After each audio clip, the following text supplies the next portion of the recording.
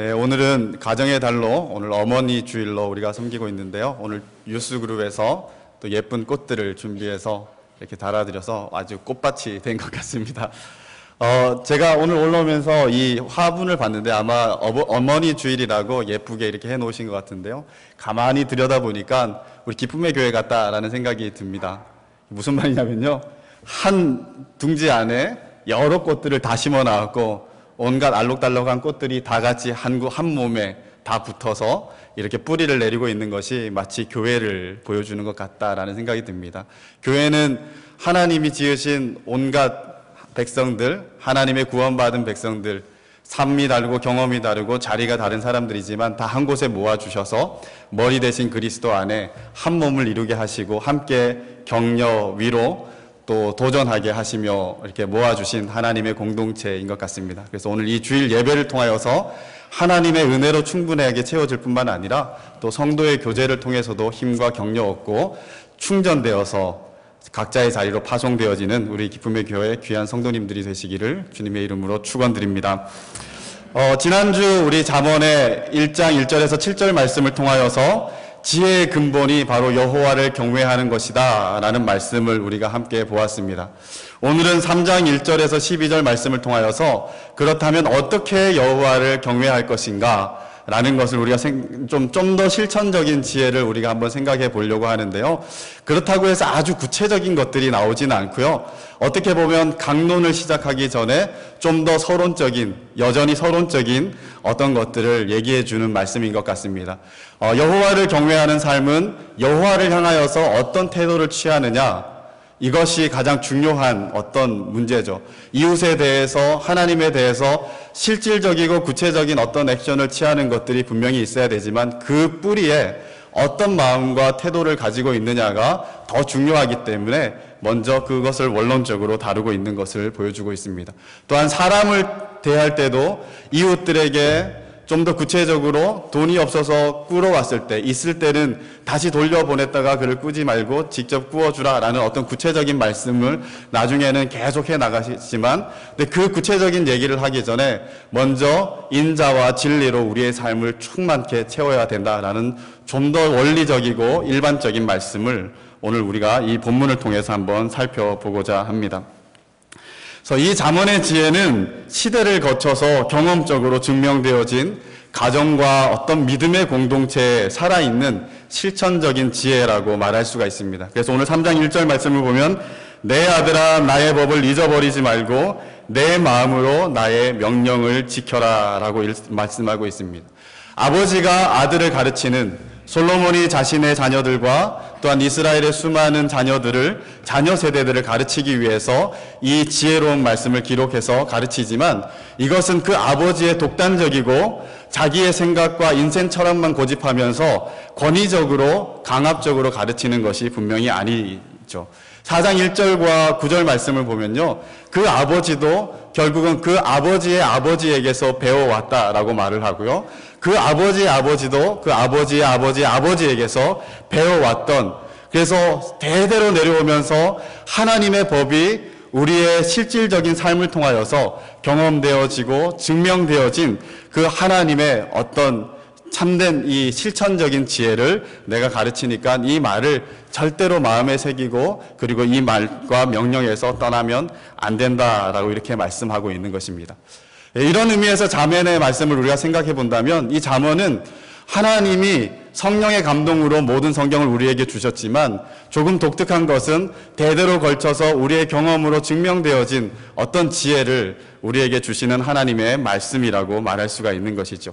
그렇게 이 아버지는 자신의 생각으로 강압해서 가르치는 것이 아니라 대대로 증명되어진 이 하나님의 참된 지혜, 자기도 이 지혜 때문에 살아왔던 것들 또는 실패했던 것들을 다 돌아보면서 이제 자녀들을 사랑하는 마음으로 다소 훈계적이긴 하지만 그래도 따뜻한 마음을 가지고 가르치는 것이 이 잠언의 말씀이라고 할 수 있는 것이죠.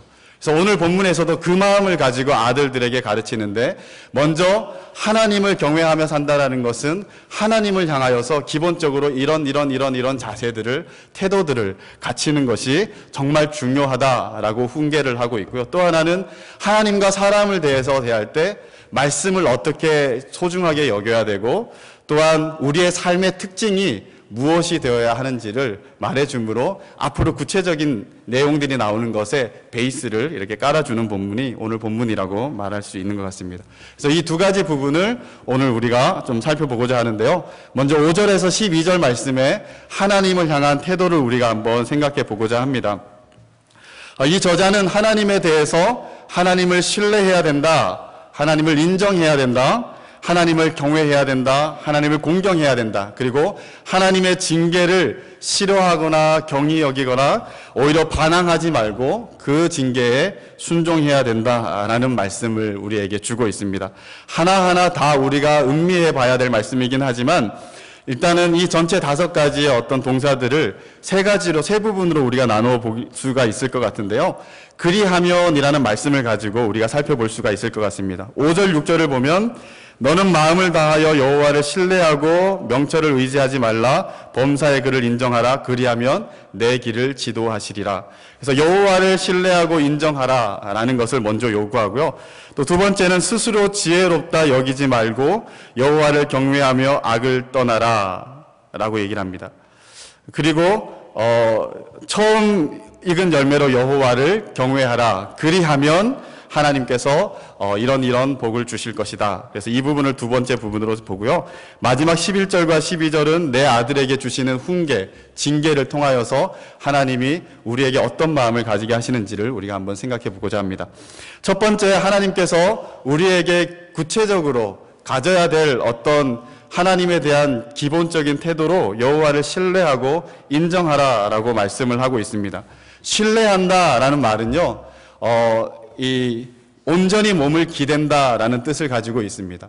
이 벽이 있다면 내가 이렇게 어느 정도 몸을 기울여서 기대도 내가 땅에 쓰러지지 않고 그 벽이 나를 지탱해 주는 것을 우리가 신뢰한다라고 말하는데요.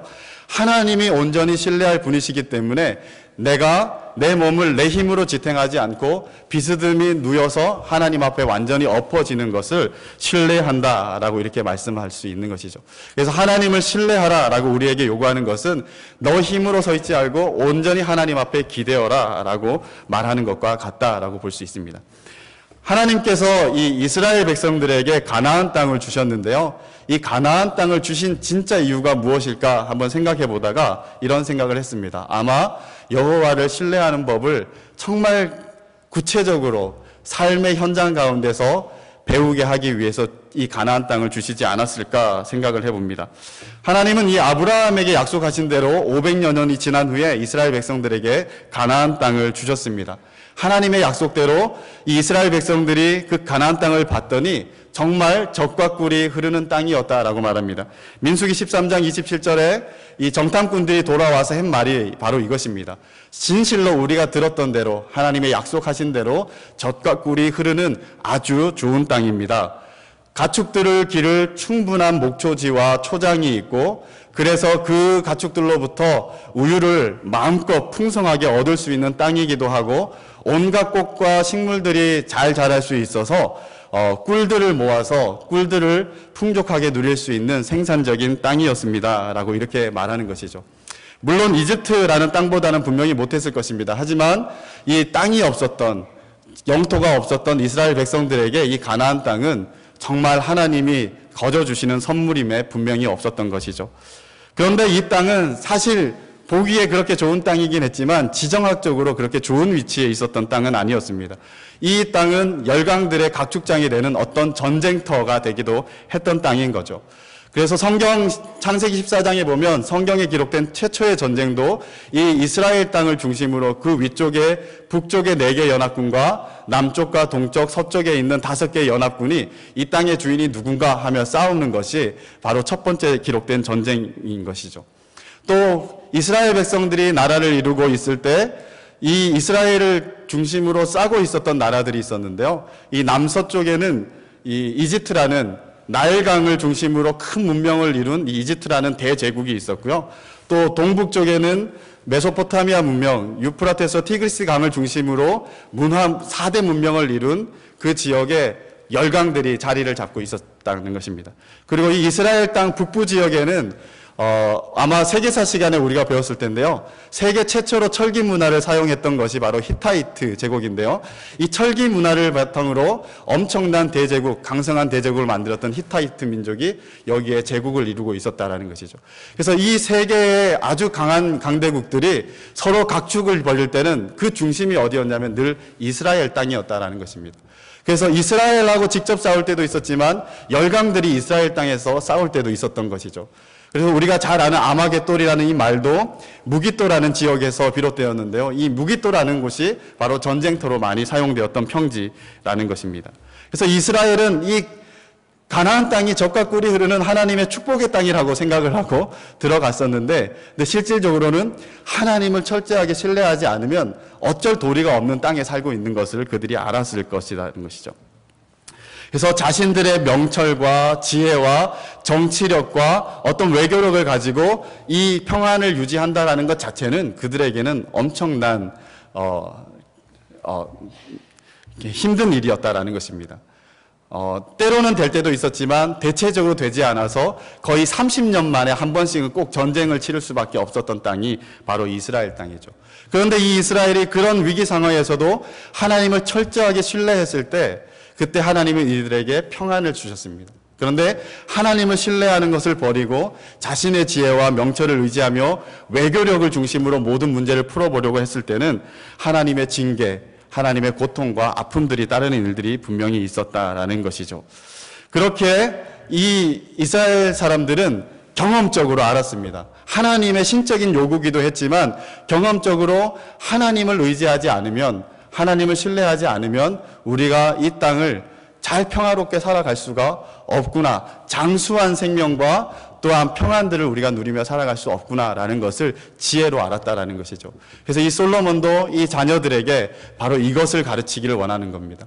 어떤 상황이 있더라도 하나님을 신뢰하고 하나님께 온전히 기대는 것이 너가 할 첫 번째 일이다. 그것이 우리가 하나님을 향해 품어야 될 아주 중요한 태도다라고 가르쳐 주는 것입니다.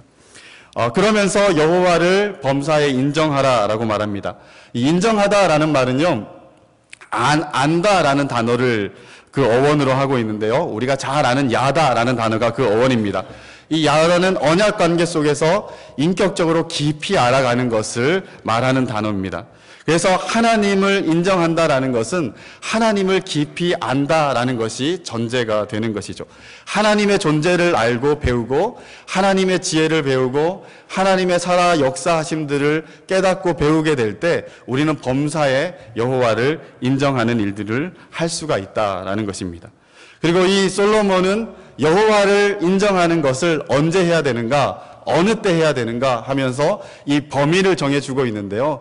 그 범위가 바로 범사에라는 단어입니다.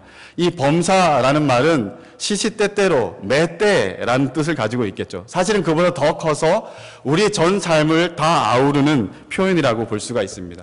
우리와 관계된 모든 관계의 문제들이라든가 우리가 행하는 일의 문제들, 미래에 대한 계획, 또 자녀를 양육하는 것, 우리가 하는 모든 것들, 이것이 다 하나님의 우리의 삶 전 영역에서 하나님을 인정해야 된다라는 것을 얘기해 주죠. 또 현재뿐만 아니라 미래에 오는 시간들조차도 우리는 하나님을 인정해야 된다라고 말하는 것입니다.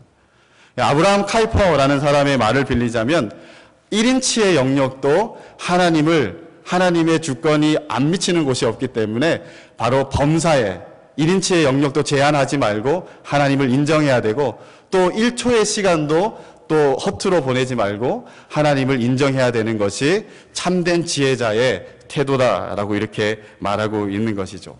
이 솔로몬은 이것을 누구보다도 뼈아프게 경험했던 사람일 것입니다.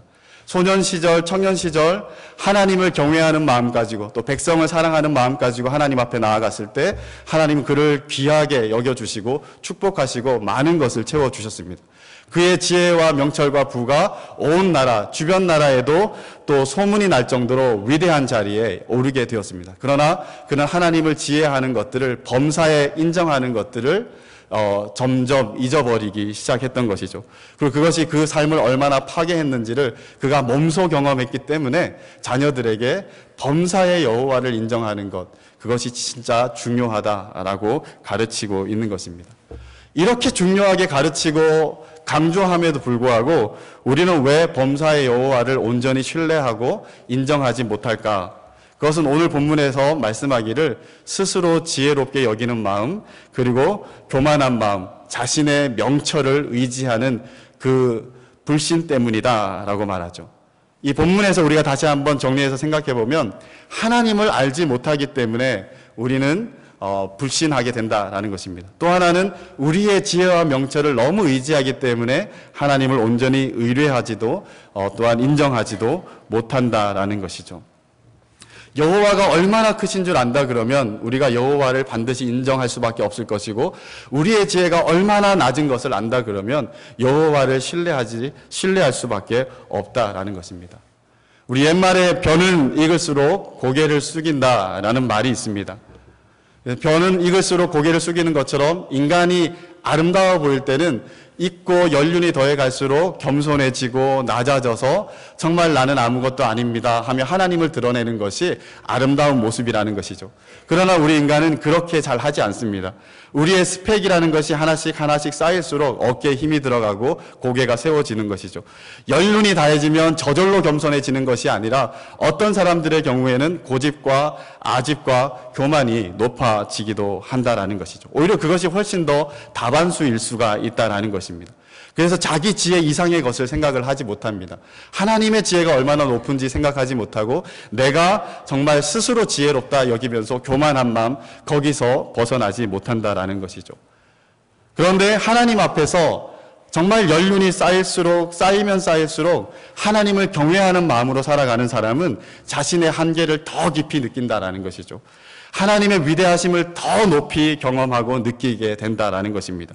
또 한 해, 두 해 지날수록 자신의 지혜가 얼마나 무용지물인지, 아무리 버뜨기고 기발한 생각들을 냈다 하더라도 그것이 하나님 앞에 얼마나 바람에 이는 벼와 같은 것인지, 이와 같은 것인지 그것을 깨닫는다라는 것이죠. 그래서 하나님의 지혜와 하나님을 무한 신뢰하고 더 철저하게 신뢰하고 절대 신뢰하는 것, 이것이 하나님을 경외하며 사는 사람의 바른 결과다, 잘 사는 모습이다라고 얘기를 해주는 것입니다. 사랑하는 여러분, 우리는 어떻습니까? 시간이 지나고 우리의 연륜과 학식이 혹시 더 쌓이고 우리가 좀 더 지혜롭다고 생각하는 그 연륜들을 얻어갈 때 사람들 앞에서, 하나님 앞에서 겸손한 모습이 더 있습니까? 아니면 내 생각이 옳다라는 그런 자만과 교만이 더 많습니까? 우리가 한번 돌아본다면 왜 이 저자가 그렇게 막 기에 박히도록 스스로 지혜롭다 생각하지 말고 자기 명철을 의지하지 말고 여호와를 신뢰하라, 우리가 그냥 들어도 다 알 것 같은 얘기를 하는가? 그게 우리 안에서 아주 뼛속 깊숙이까지 잘 되지 않는 일임을 알기 때문에 그것을 힘써 그렇게 해야 우리는 우리 것을 내려놓고 하나님을 신뢰하는 일을 할 수가 있다라는 것이죠. 그리고 이렇게 할 때 어떤 일이 벌어지냐면 우리 하나님께서 우리를 사랑하셔서 우리의 모든 길을 지도하는 일이 일어난다라는 것이죠.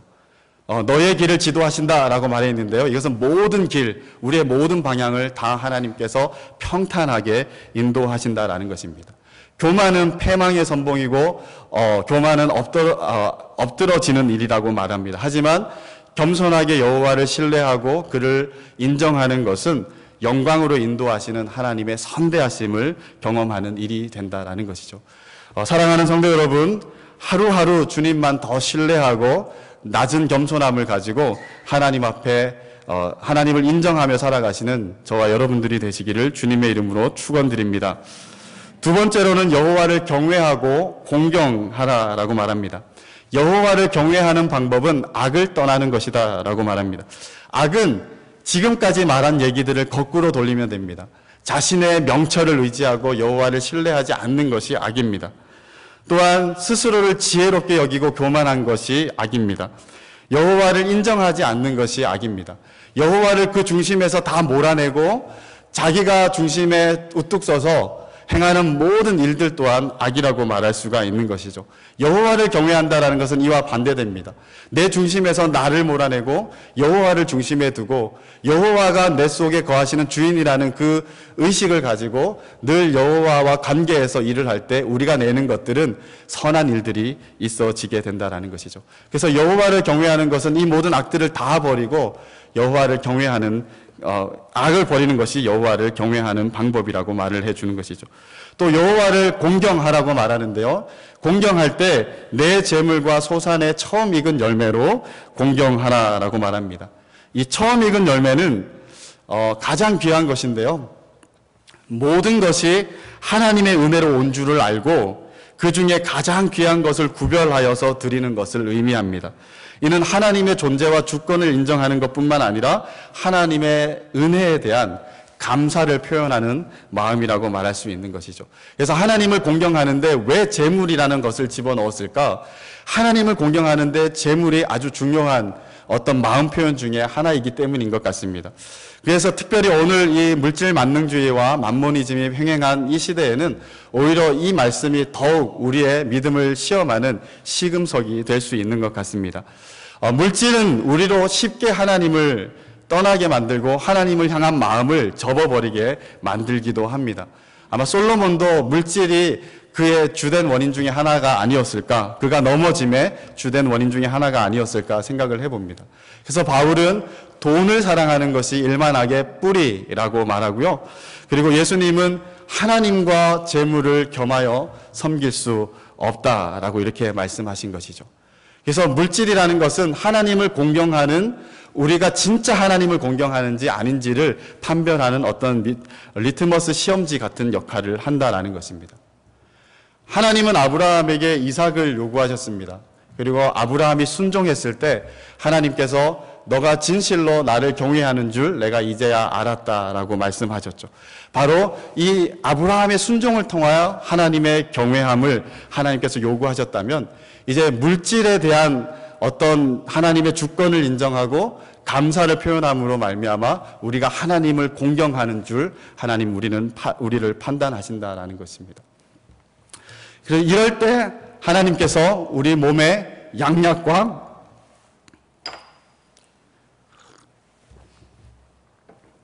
골수를 윤택하게 하는 일을 하신다라는 것이죠. 그리고 창고와 포도주 틀을 가득가득 채우는 일들을 해 주신다라는 것입니다.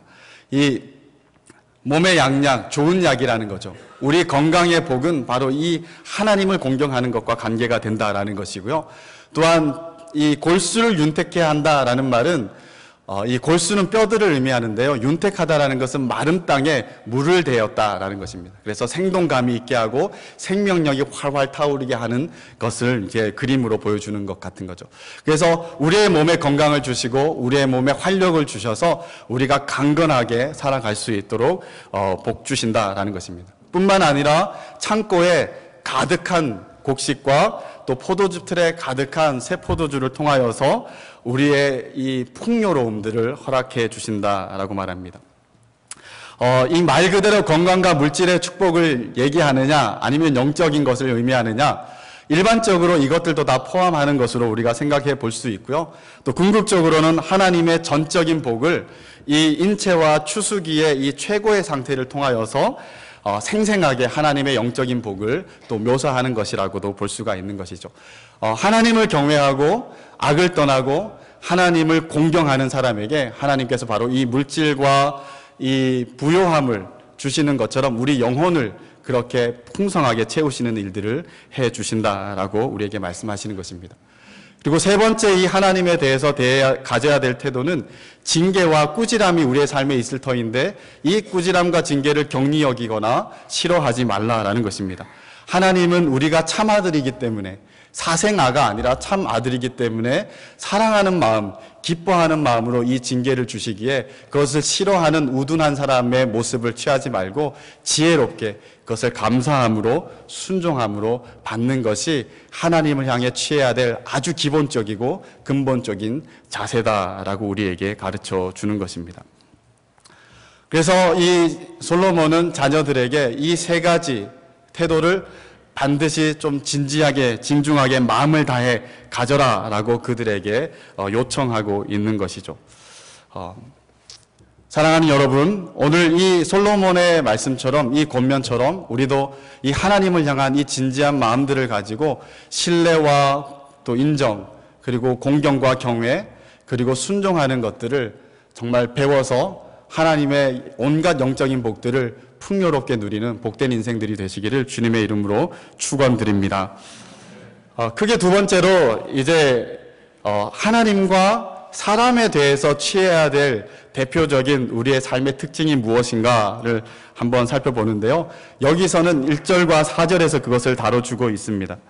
1절과 4절 말씀을 보면 역시 그러므로 그리하면 이라는 말을 가지고 보면 크게 두 부분으로 나눌 수 있는데요. 먼저 나의 법과 나의 명령을 지키는 것입니다. 그리고 두 번째는 인자와 진리를 삶에 가득하게 품어내는 것이라고 말을 하고 있는 것이죠. 이 나의 법과 나의 명령은 이게 아버지의 독단적인 명령과 법이 아니라고 했습니다. 이것은 아까 말씀드렸던 것처럼 공동체적으로 대대로 증명되어진 하나님의 말씀에 준하는 지혜와 명령인 것이죠.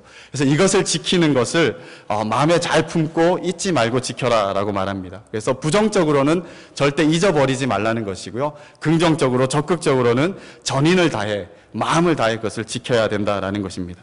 잊어버리지 말라라는 것은 망각하지 말라라는 뜻뿐만 아니라 무시하지 말고 냉대하지 말라라는 의미를 포함하고 있는 것이죠. 여러분 안 잊으려고 노력을 한번 해보신 적이 있으십니까? 한 몇십 년 전으로 돌아가셔서요. 고등학교 때 시험 볼 때를 한번 생각해 보십시오. 보통 벼락치기로 공부를 하는 것이 우리의 습관이니까 열심히 벼락치기 공부해서 시험 치기 전 10분 전에 혹시나 잊어버릴까봐 그 빽빽하게 준비해 놓은 어떤 정리된 것들을 보면서 계속 외우죠. 계속 외우다가 선생님이 들어와서 이렇게 시험지를 나눠줄 때까지 덮어라 라고 얘기함에도 불구하고 하나 더 보려고 막 이렇게 기를 쓰다가 이제 결국은 시험지가 돌려지면 이제 안에 넣죠. 넣은 후에 시험지를 받으면 보통 어디부터 펴냐면 뒤로 넘겨서 주관식부터 봅니다. 주관식부터 보면서 그 주관식을 보면서 잠깐이라도 빨리 기억이 있을 때 일단 막 메모를 해놓는 거죠. 나중에 적더라도. 그죠? 그렇게 했던 아마 기억이 있으리라고 생각합니다. 그래서 잊어버리지 않으려고 우리가 참으로 애쓰는 그런 마음들을 많이 이제 경험했을 텐데요. 하나님의 법과 하나님의 명령을 잊어버리지 않을 때도 똑같이 해야 된다는 것이죠. 그냥 하면서 이렇게 안 잊으려고 그냥 그런 것이 아니라 잊지 않으려고 정말 애를 쓰고 애를 쓰는 것을 포함하는 것입니다. 제가 지난번 설교할 때 잠깐 예로 들었던 건데요. 이 메멘토라는 영화를 보면요. 그 주인공이 단기 기억 상실증에 걸려서 자꾸 잊어버려요. 자기 부인을 죽인 범인을 잡아야 되는데 자꾸 잊어버리니까 한 사람을 보고 또 돌아서서 그 다음날 보면 누군지 기억이 안 나는 거예요. 안면 인식 장애가 생긴 거죠. 그래서 자기 몸에다가 기록을 합니다. 어떻게 생긴 분은 나쁜 사람, 좋은 사람 이렇게 기록해서 잊지 않으려고 애쓰는 모습을 보여주는 것이죠. 그래서 참된 지혜자는 하나님의 법과 하나님의 지혜와 또한 공동체가 경험적으로 증명해온 이 좋은 지혜들을 잊지 않으려고 온 힘을 다해 애쓰는 그런 사람이다라고 말하는 것이죠. 그리고 여기서 더 나아가서 적극적으로 마음을 다해 지켜야 된다라고 이렇게 얘기를 합니다. 마음을 다한다라는 것은 전인적으로 지켜야 된다라는 뜻이죠. 나의 지와 의와 정의를 다해서 정말 힘을 다해서 그것을 지켜내야 된다라는 의미를 포함하고 있는 것입니다. 또 두 번째로 하나님과 사람에 대해서 우리가 취해야 될 근본적인 태도는 인자와 진리가 우리의 삶의 특징이 되게 해야 된다라는 것입니다. 이 인자라는 말은 우리가 잘 아는 헤세드라는 말입니다. 은혜, 또 사랑, 자비, 친절 이런 것으로 우리가 번역된 것을 주로 보는데요. 구약 성경에서 주로 하나님께서 언약적인 사랑과 은혜로 우리를 대하실 때 주로 사용되었던 단어가 바로 이 헤세드라는 단어입니다. 그런데 호세아서 6장 6절에서는 우리가 하나님을 사랑한다라고 했을 때 그때 이 단어를 똑같이 쓰고 있고요. 또 에스더서 2장 17절 말씀에는 사람이 사람을 사랑한다 할 때도 이 단어를 똑같이 쓰고 있는 것을 볼 수 있습니다. 그래서 이 단어는 하나님과 사람을 향하여서 그 관계 속에서 우리가 나타내야 될 사랑, 친절, 자비, 은혜 이런 것들을 다 포함하고 있다라고 볼 수가 있는 것이죠.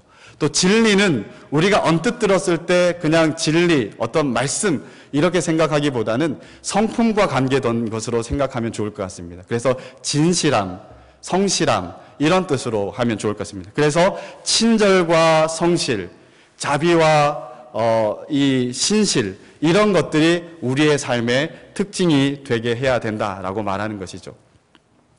이 두 단어는 하나님의 성품을 나타낼 때 많이 사용되었었습니다.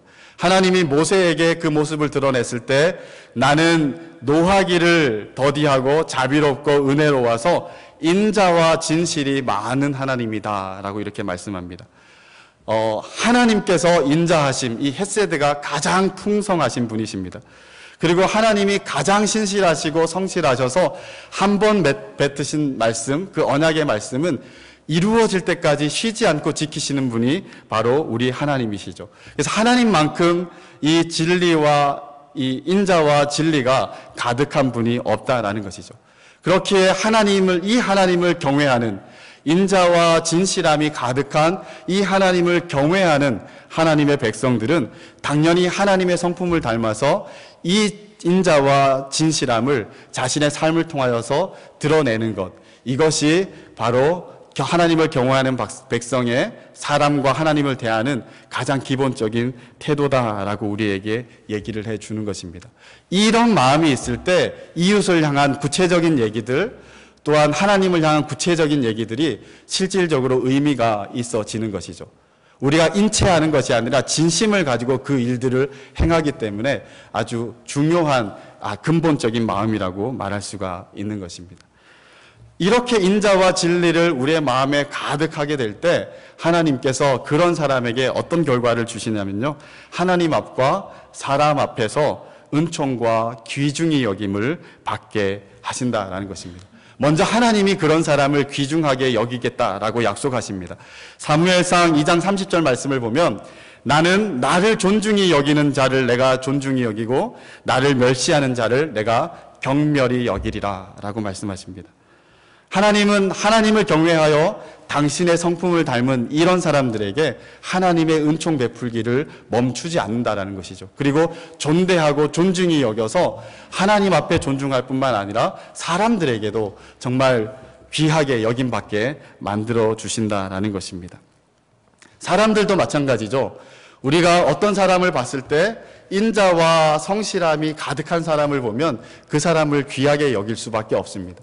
그 사람을 존중할 수밖에 없는 것이죠. 그런 사람은 결국은 칭찬을 받게 되는 것이죠. 물론 가끔씩은 어려운 과정을 겪을 수 있습니다. 하향평준화되고 어떤 하나님의 법이 통용되기보다는 어떤 이기적이고 자기중심적인 어떤 그런 법이 통용되는 공동체와 사회 속에서는 이런 사람들을 위선자로 여길 수도 있습니다. 꼴불견으로 여기고 막 혼자 티내 하면서 그런 사람들을 싫어할 수도 있습니다. 그래서 오히려 그런 사람들을 위선으로 여기지만 사실은 신실함과 성실함을 위호하는 자신들의 위선을 감추기 위한 것이라고 말할 수가 있는 것이죠. 이런 사회에서는 그런 사람들이 핍박받을 수도 있지만 대체적으로 일반적으로는 바로 인자와 성실함이 가득한 사람은 하나님 앞에서와 사람들에게 반드시 존중함을 받게 된다라는 것이죠. 사랑하는 여러분, 지금 이 순간 우리의 삶을 한번 돌아보십시다.